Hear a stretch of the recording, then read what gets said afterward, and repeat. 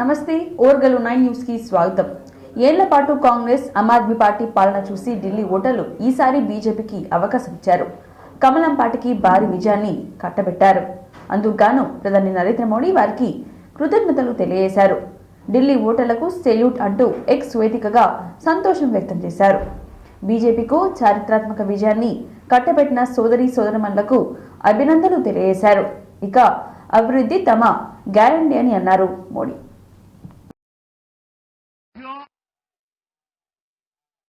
मैंने हर दिल्ली वासी के नाम एक पत्र भेजा और आप सबने हर परिवार में मेरा एक पत्र पहुंचाया था और मैंने दिल्ली से प्रार्थना की थी कि 21वीं सदी भाजपा को सेवा का अवसर दीजिए, दिल्ली को विकसित भारत की विकसित राजधानी बनाने के लिए भाजपा को मौका दी। मैं दिल्ली के हर परिवारजन को मोदी की गारंटी पर भरोसा करने के लिए दिल्ली वासियों को सर झुका करके नमन करता हूं।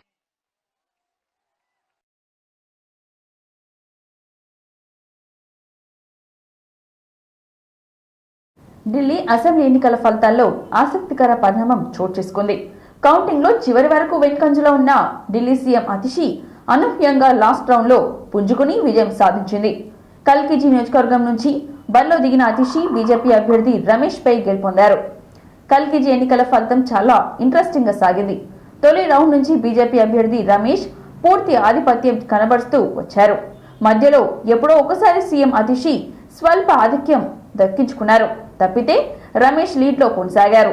దీంతో కల్కిలో సీఎం అతిషి ఓటమి ఖాయం అనుకున్నారు అంతా, కానీ చివరి రౌండ్ లో అనూహ్యంగా పుంజుకున్న అతిషి బీజేపీ అభ్యర్థిపై ఘన విజయం సాధించారు। కేజ్రీవాల్, మనీష్ సిసోడియా, సత్యేంద్రనాథ్ జైన్ వంటి ఆప్ అగ్రనేతలు ఎన్నికల్లో ఓటమి పాలవగా అతిషి అనూహ్యంగా విజయం సాధించారు।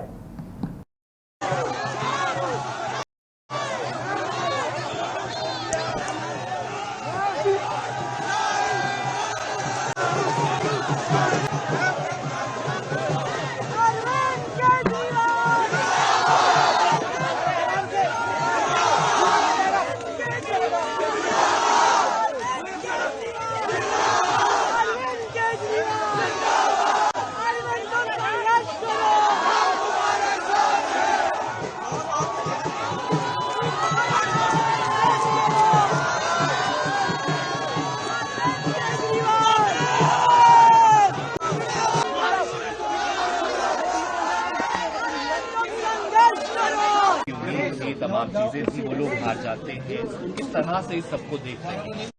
सबसे पहले तो मैं कालकाजी विधानसभा की जनता का धन्यवाद करना चाहती हूँ जो उन्होंने मुझ पर भरोसा दिखाया। मैं अपनी पूरी टीम का धन्यवाद करना चाहती हूँ जिन्होंने बाहुबल, गुंडागर्दी, मार पिटाई का सामना भी करते हुए जमीनी स्तर पे मेहनत करी और जनता तक पहुंचे। बाकी दिल्ली की जनता का जनादेश है, हमें जनादेश स्वीकार है। ये मैं अपनी सीट जीती हूँ, लेकिन ये जीत का समय नहीं है, ये जंग का समय ही है। जंग जारी रहेगी भारतीय जनता पार्टी के खिलाफ, उनकी तानाशाही और उनकी गुंडागर्दी के खिलाफ। आम आदमी पार्टी हमेशा गलत के खिलाफ लड़ती आई है और हमेशा गलत के खिलाफ लड़ती रहेगी। ये जरूर एक सेटबैक है, लेकिन आम आदमी पार्टी का संघर्ष दिल्ली के लोगों के लिए, देश के लोगों के लिए कभी खत्म नहीं। Ma'am please. సేవ కోసమే రాజకీయాల్లో వచ్చామని, ఎన్నికల్లో ఓడిన ప్రజల వెంటనే ఉంటామని ఆప్ అధినేత అరవింద్ కేజ్రీవాల్ అన్నారు। ఢిల్లీ ప్రజల తీర్పును శిరసా వహిస్తామని అన్నారు। 10 ఏళ్లలో ఢిల్లీ ప్రజల కోసం ఎంతో చేశామని చెప్పారు। విద్య, వైద్య మౌలిక సదుపాయాల కోసం ఎంతో కృషి చేసినట్లుగా వెల్లడించారు। నిర్మాణాత్మక ప్రతిపక్షంగా వ్యవహరిస్తామని అన్నారు। ఎన్నికల్లో ఇచ్చిన హామీలను బీజేపీ అమలు చేయాలని అన్నారు। గెలిచిన బీజేపీ నేతలకు ఈ సందర్భంగా కేజ్రీవాల్ శుభాకాంక్షలు తెలియజేశారు. ఎన్నికల్లో గట్టిగా పోరాడిన ఆప్ నేతలు కార్యకర్తలకు కేజ్రీవాల్ ధన్యవాదాలు తెలిపారు.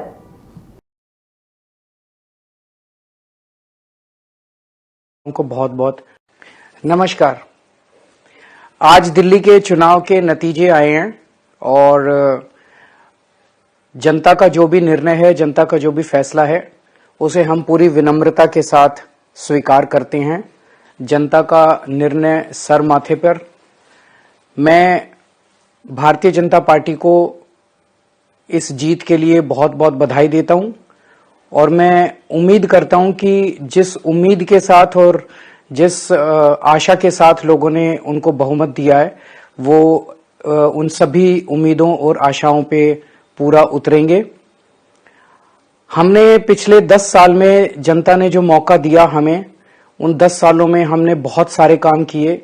शिक्षा के क्षेत्र में, स्वास्थ्य के क्षेत्र में, पानी के क्षेत्र में, बिजली के क्षेत्र में और भी अलग अलग तरीके से लोगों को राहत पहुंचाने की कोशिश की उनकी जिंदगी में, और दिल्ली के इंफ्रास्ट्रक्चर को भी हमने सुधारने की कोशिश की।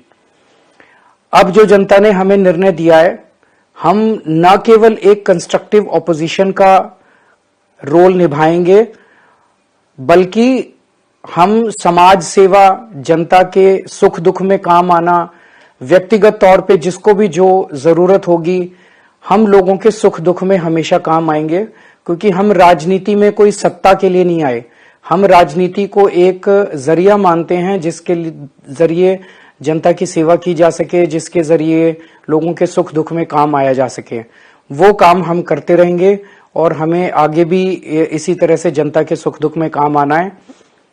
मैं आम आदमी पार्टी के सभी कार्यकर्ताओं को बहुत बहुत बधाई देना चाहता हूं। वो बहुत शानदार चुनाव लड़े, बहुत मेहनत की, उन्होंने बहुत कुछ सहा इस पूरे चुनाव के दौरान। उन्होंने बहुत शानदार चुनाव लड़ा। इसके लिए मैं उन सबको, सभी कार्यकर्ताओं को बहुत बहुत बधाई देना चाहता हूं। नमस्कार।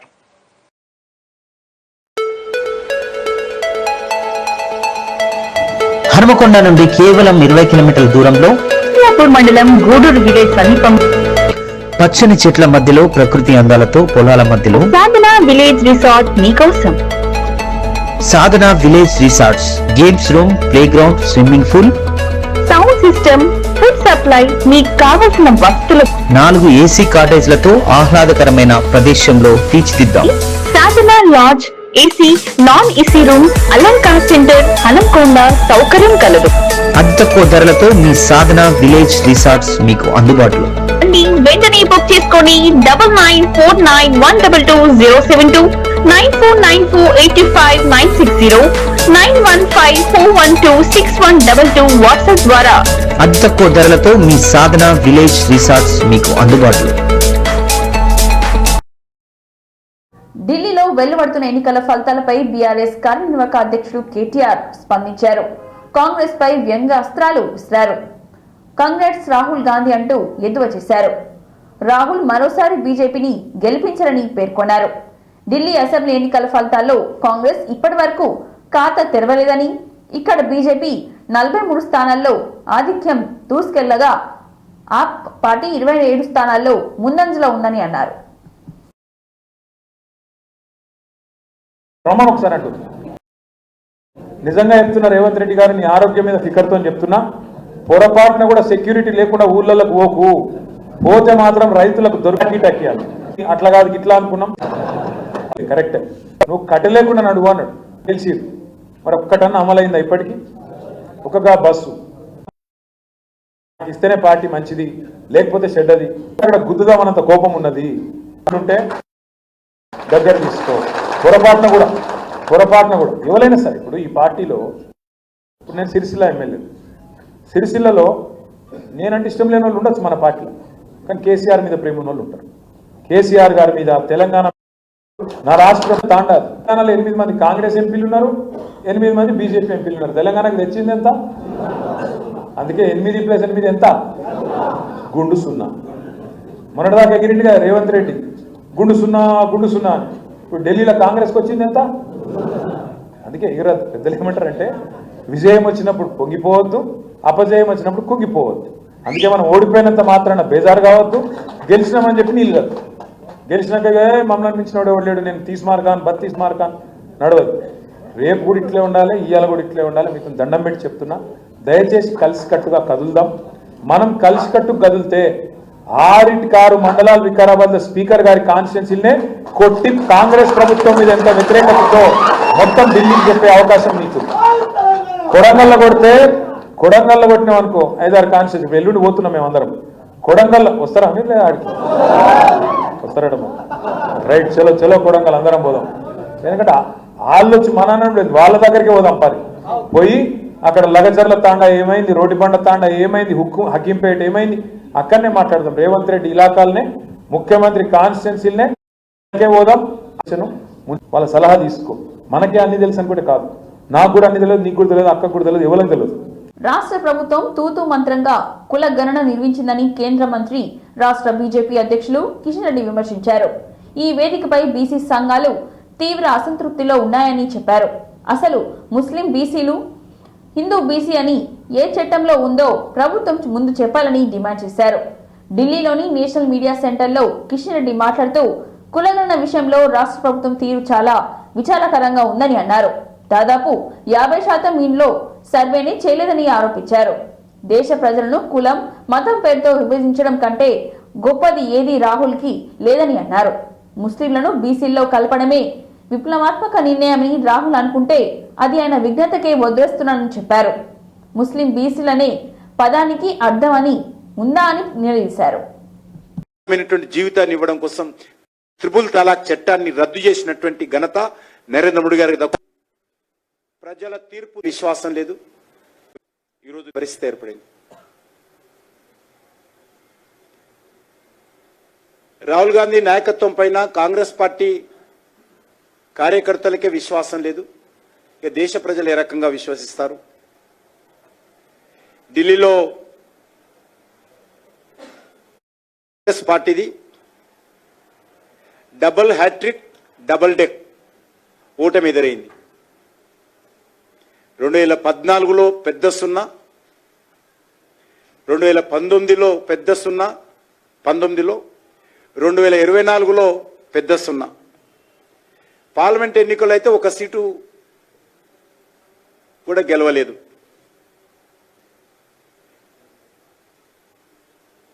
అదేవిధంగా అసెంబ్లీ ఎలక్షన్స్కి వచ్చినట్లయితే 2015లో, 2020లో, 2025లో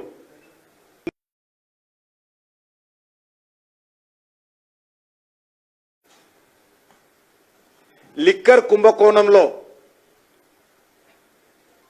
కేజ్రీవాల్ నాయకత్వంలో దోపిడీ జరిగిందనేటువంటి విషయము ఢిల్లీ ప్రజలు ఈ ఎన్నికల్లో తీర్పు ద్వారా మరి తేల్చారనే విషయాన్ని సందర్భంగా మనం చేస్తున్నాను. ఇక చివరగా లిక్కర్ స్కామ్లో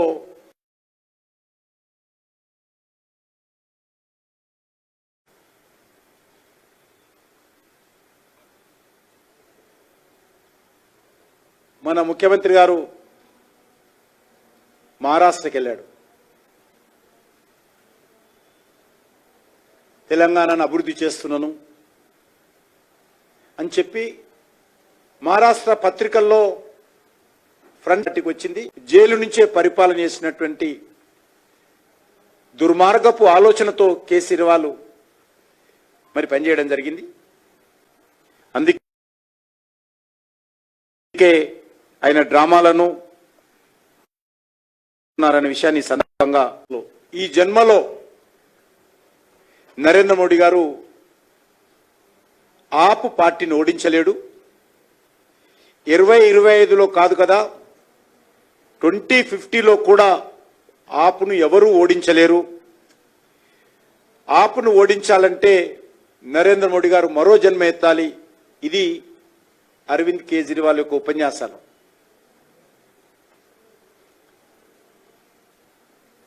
ఢిల్లీ ఎన్నికల ఫలితాలు వెలువడక ముందు వరకు కూడా అహంకారంతో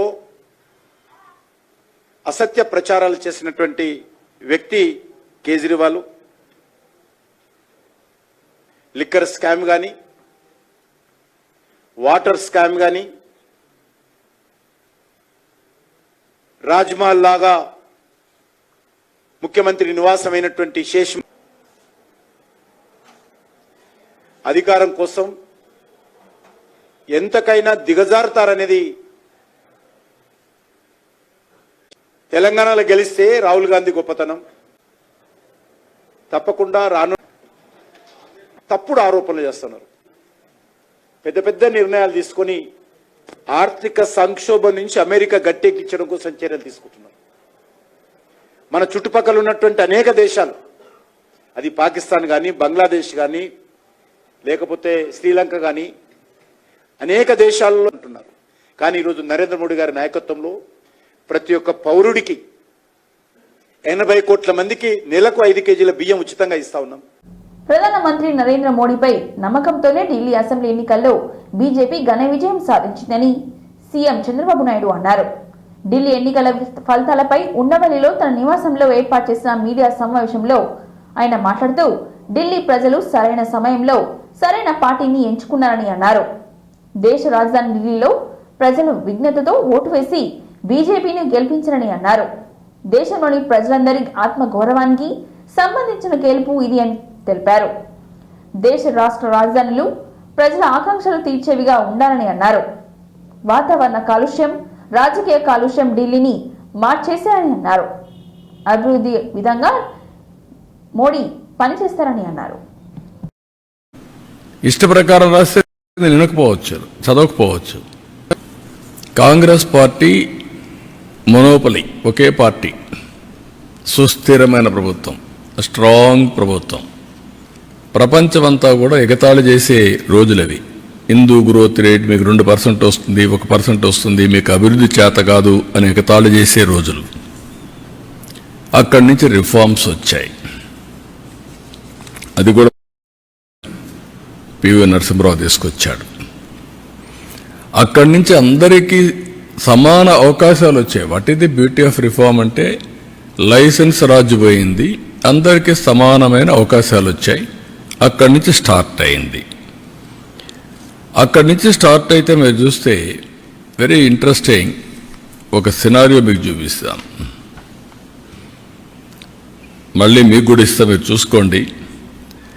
మహారాష్ట్ర 95లో 15 సార్లు, వెస్ట్ బెంగాల్ 4.7 సార్లు. వాళ్ళ తలసరి ఆదాయం $1925 తమిళనాడు $45 బిలియన్ అప్పటికే, $355 బిలియన్. గుజరాత్ 15 సార్లు పెరిగింది, 12 టైమ్స్ పెరిగింది. గేమ్ చేంజర్గా మారాయి. వెస్ట్ బెంగాల్ $51 బిలియన్ ఉండేది, డ్రింకింగ్ వాటర్ కలిసిపోయే పరిస్థితి వచ్చింది.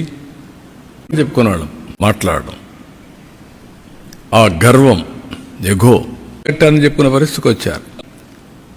నిన్న రాదు, భరించాల్సి వస్తుంది అంటారా ఏదన్నా కానీ. ఇది చాలా డేంజర్ ఫర్ ది నేషన్. ఒక బాధ్యత కలిగినటువంటి రాజకీయ పార్టీలుగా బాధ్యతతో ప్రవర్తించే మనందరం ఎలక్షన్ మేనిఫెస్టోలో చెప్పాం కాబట్టి రాష్ట్రాన్ని ఏం చేసినా పర్వాలేదు, మీకు ఉంది మాకు రేట్ అంటే 2 గ్రోత్ గాని అడాప్ట్ చేసుకున్నాం. నరేంద్ర మోడీ గారు ప్రపంచంలో భారతీయులు నెంబర్ 1 చేస్తే నేను తెలుగు జాతిని ప్రపంచంలో నెంబర్ 1 చేయాలనుకుంటున్నా. అది నా స్వార్థం. హైయెస్ట్ పర్ క్యాపిటా ఇన్కమ్ ఇండియాలో ఇండియన్స్ వస్తే, మొత్తం ప్రపంచంలో మనం వస్తే హైయెస్ట్ పర్ క్యాపిటల్ తెలుగు వరకు ఉండాలని నా కోరిక. $22 ఈజ్ డిఫరెంట్. పొలిటికల్ పార్టీ కార్యకర్తలకు ఆస్పిరేషన్స్ ఉన్నాయి. All tickets intermediate. మన వాళ్ళు మీరు చూస్తే ఒక మాట చెప్తే అల్లకపోతారు. ఫార్మర్స్ అన్న రోజు తప్పించుకుంటావు కానీ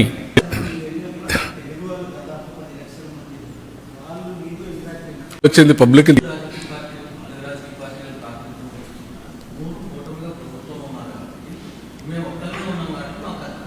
విలువలు చెప్తున్నా, విలువల కోసం డిమాండ్ చేయడం కూడా తప్పే డెమోక్రసీలో. ఎందుకంటే ఎగ్జిట్ పోల్స్ అంచనాలను నిజం చేస్తూ అసెంబ్లీ ఎన్నికల్లో ఢిల్లీ ఓటర్లు బీజేపీకి పట్టం కట్టారు, ఘన విజయాన్ని అందించారు. కమల దళం హోర్లో గత 3 పర్యాయాలు అధికారంలో ఉన్న ఆప్ పార్టీ కొట్టుకుపోయింది. అసెంబ్లీ ఎన్నికల ఫలితాల్లో బీజేపీ మ్యాజిక్ ఫిగర్ 36ను దాటి 43 స్థానాల్లో విజయం సాధించింది. మరో 5 చోట్ల ఆధిక్యంలో కొనసాగుతుంది. అంటే 48 స్థానాల్లో కమలం హవా కనబర్చింది.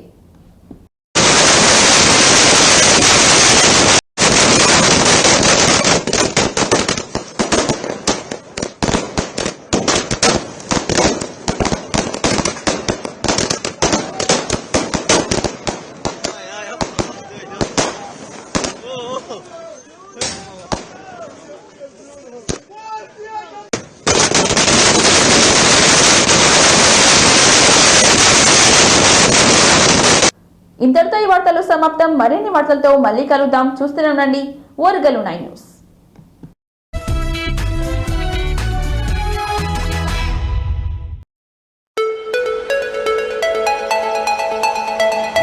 హనుమకొండ నుండి కేవలం 20 కిలోమీటర్ల దూరంలో మండలం గూడూరు విలేజ్ సమీపం పచ్చని చెట్ల మధ్యలో ప్రకృతి అందాలతో పొలాల మధ్యలో సాధన విలేజ్ రిసార్ట్ మీకోసం.